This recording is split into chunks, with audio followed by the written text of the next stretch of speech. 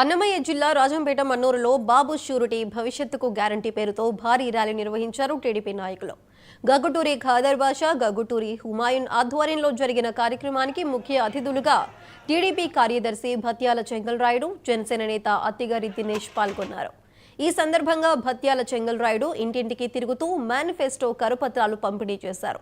YCP రాష్ట్రంలోని మైనారిటీలను మోసం చేసిందని, వచ్చే ఎన్నికల్లో టీడీపీని గెలిపించాలని కోరారు.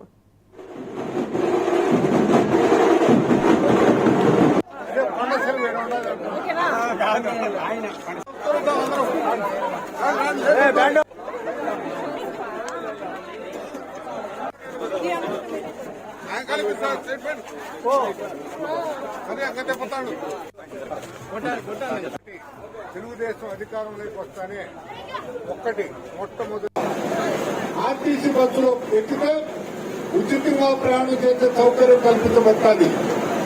నిరుద్యోగులకు దాదాపు 20 లక్షల ఉద్యోగాలు కల్పించే ప్రభుత్వ కార్యక్రమం జరుగుతున్నాయి. ఒకవేళ ఉద్యోగం ఇవ్వకపోతే వాళ్లకు యువకుల నిధి నుంచి నెలకు 3,000 రూపాయల లెక్కన వాళ్లకు ఖర్చు ఇవ్వడం జరుగుతుంది. రైతులుంటే వాళ్ళ పొలం ఖర్చులకు, ఎరువులకు, పురుగు మందులకు, కోతకు ఆ ఖర్చులకంతా కలిసి సంవత్సరానికి 20,000 ఇవ్వడం జరుగుతుంది. బలహీన వర్గాలకు ప్రత్యేకమైనటువంటి ప్యాకేజ్ ఇచ్చి వాళ్లకు ఉన్నటువంటి రిజర్వేషన్ ప్రకారం కొన్న దాదాపు 10% కట్ చేసి వాళ్ళకు పదవులు లేకుండా చేశారు. ఆ పదవులు పనులు కల్పించే అవకాశం కల్పించడం జరుగుతుంది. జనసేన నాయకులు, తెలుగుదేశం నాయకులు నిన్న కోవిపల్లిలో జరిగినటువంటి బ్రహ్మాండమైనటువంటి సభలో ఇలాంటి హామీలన్నీ కూడా మనకు చెప్పడం జరిగింది.